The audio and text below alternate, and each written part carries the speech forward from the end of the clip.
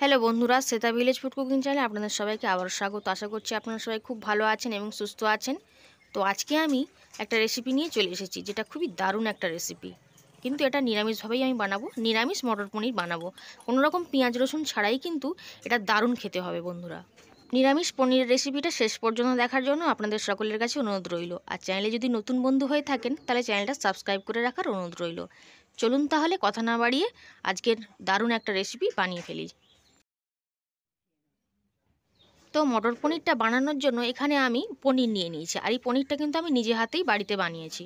তো যাই হোক, এই পনিরটা নিয়ে নিয়েছি, খুব ছোট ছোট করে কেটে নিয়েছি। নিয়ে একটু লবণ এবং হলুদ আমি মাখিয়ে দিচ্ছি। এবার পনিরে লবণ হলুদটা মাখানো হয়ে গেছে, পনিরগুলোকে আমি ভেজে নেব। তাই কড়া বসিয়ে তেলটা বসিয়ে দিয়েছি। তেলটা ততক্ষণে গরম হোক, আর এদিকে একটা মশলা আমি বানিয়ে নিচ্ছি। তার জন্য দিয়ে দিচ্ছি 1 চামচ মতন লবণ, 1 চামচ মতন হলুদ গুঁড়ো, আর দিয়ে দিচ্ছি 2 চামচের একটু কম ধনিয়া গুঁড়ো এবং জিরের গুঁড়ো, আর দিয়ে দেবো 1 চামচ মতন লঙ্কার গুঁড়ো, আর দিয়ে দিচ্ছি পরিমাণ মতন জল। সব কিছুকে একসঙ্গে দিয়ে খুব ভালো করে জলটার সঙ্গে মিশিয়ে নিচ্ছি। বন্ধুরা, এরকমভাবে মশলাটা যদি গুলে নেওয়া যায় এরকমভাবে জলের সাথে, তাহলে কিন্তু মশলাটা পুড়ে যাওয়ার ভয় থাকবে না, আর তরকারিটা কিন্তু দেখতেও বেশ ভালো লাগবে। তো আমার মশলাটা তৈরি হয়ে গেছে। তো এখন বাটিটা সরিয়ে আমি ঢাকা দিয়ে রেখে দিচ্ছি। তো আজকে মটর পনির রেসিপিটা আমি সাদা তেলে বানাচ্ছি, আপনারা কিন্তু সর্ষের তেলেও বানাতে পারেন। তো তেলটা খুব ভালোভাবে গরম করে নিয়েছি, পনিরটাকে আমি দিয়ে দিচ্ছি। পনিরটা একটু বেশি আছে, তাই দুটো ব্যাচে করে আমি ভেজে নেব। প্রথমে আমি এতগুলো দিয়ে নিয়েছি, আর কিছুটা একটু পরে দিয়ে নিচ্ছি। তবে বেশি ভাজবো না, একটু হালকা লাল লাল করে কিন্তু ভেজে নিচ্ছি। তো এই পনিরগুলো আমার ভাজা হয়ে গেছে, তো তেলটা ঝারিয়ে আমি তুলে নেব।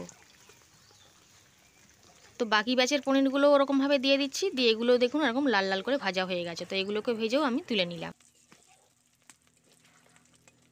এবার ওই তেলের উপরে এই একটা ক্যাপসিকামকে আমি কেটে রেখেছিলাম, সেটা দিয়ে দিলাম, দিয়ে একটু ভাজা ভাজা করে নেব। আর এদিকে ওই পনিরটাকে আমি নিয়ে নিচ্ছি, নিয়ে একটু জল, একটু উষ্ণ গরম জল আর একটু লবণে আমি ডুবিয়ে রাখছি। এতে কী হবে, পনিরটা আরও বেশি সফট হয়ে যাবে এবং ফুলেও যাবে এবং একটু বড় বড়ও হয়ে যাবে। তাই আমি সবগুলোকে খুব ভালোভাবে জলের মধ্যে ডুবিয়ে দিচ্ছি, দিয়ে এটা ঢাকা দিয়ে এখন রেখে দিচ্ছি।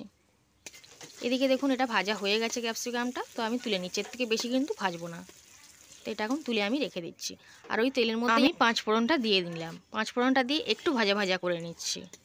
তারপর আগে থেকে যে মশলাটা আমি বানিয়ে রেখেছিলাম, তো সেই মশলাটা আমি দিয়ে নেব, দিয়ে তেলের উপরে কিন্তু খুব ভালো করে ভেজে নেব।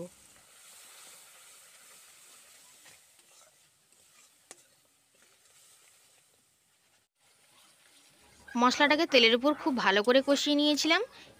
আর এখন আমি দুটো টমেটোকে আগে থেকে গ্রেট করে রেখেছিলাম, তো সেই টমেটোটাকে আমি দিয়ে নিলাম। দিয়ে টমেটোটাকে দিয়েও কিন্তু খুব ভালোভাবে তেলের উপর কষিয়ে নেব, যাতে টমেটোর কাঁচা গন্ধ না থাকে।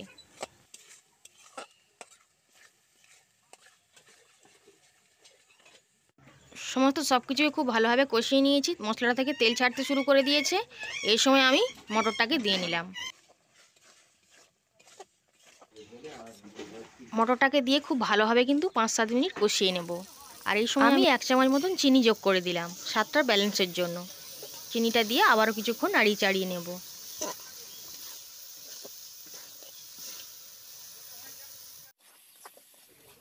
কিছুক্ষণ সময় নিয়ে মশলাটার সাথে মটরটাকে খুব ভালোভাবে কষিয়ে নিয়েছি।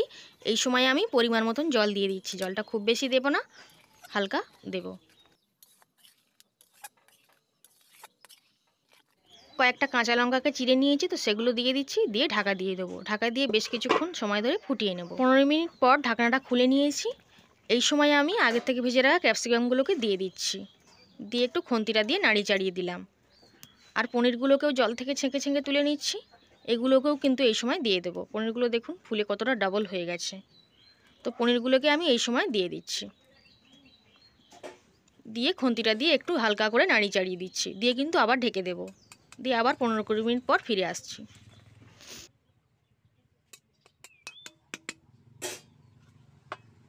15 মিনিট পর ঢাকনাটা আমি খুলে নিয়েছিলাম। দেখুন তরকারির কালারটা কতটা সুন্দর এসেছে, আর খেতেও কিন্তু খুবই সুন্দর হবে। তো এই সময় খুন্তিটা দিয়ে আমি একটু নাড়িয়ে চাড়িয়ে দিচ্ছি। এখনও একটু জল রয়েছে, তাই আমি আরও একটু কিন্তু নাড়াচাড়া করে নেব। আর এই সময় নুন টুনগুলো একটু দেখে নিচ্ছি।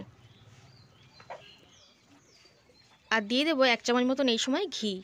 যদি আপনাদের কাছে না থাকে তো নাও দিতে পারবেন। ঘিটা দিয়েও একটু নাড়িয়ে চাড়িয়ে নিচ্ছি। বন্ধুরা, নিরামিষ পেঁয়াজ রসুন ছাড়া মটর পনিরটা আমার কিন্তু একেবারে রেডি হয়ে গেছে। আর এই সময় আমি নুন ঝালটালগুলো একটু দেখে নিয়েছি, সবই ঠিক আছে। তো এই সময় আমি কড়াই থেকে কিন্তু নামিয়ে নিচ্ছি, আর নামিয়ে প্লেটে সাজিয়ে আপনাদেরকে দেখাই যে কতটা সুন্দর হয়েছে। গরম ভাতের সঙ্গে খেতে কিন্তু দারুণ লাগে বন্ধুরা এই রেসিপিটা। কড়াই থেকে একটা থালাতে আমি নামিয়ে নিয়েছি, দেখুন কতটা সুন্দর দেখতেও লাগছে, খেতে কিন্তু এর থেকেও অনেক বেশি ভালো হয়। আপনারাও এরকম মটর পনির নিরামিষভাবে বানিয়ে খেয়ে দেখতে পারেন, আশা করি আপনাদেরও খুব ভালো লাগবে। আমিষভাবে খেতে হয়তো ভালো লাগে, কিন্তু নিরামিষভাবে এরকমভাবে রান্না করে খেলেও কিন্তু ভালো লাগে। নিরামিষ মটর পনির রেসিপিটা শেষ পর্যন্ত দেখার জন্য আপনার সকলকে অসংখ্য ধন্যবাদ। রেসিপিটা যদি ভালো লেগে থাকে অবশ্যই লাইক করবেন, শেয়ার করবেন, সাবস্ক্রাইব করে পাশে থাকবেন। আজ তাহলে এই পর্যন্তই, আবার হাজির হয়ে যাব অন্য কোনো রেসিপিতে। আজ তাহলে আসলাম।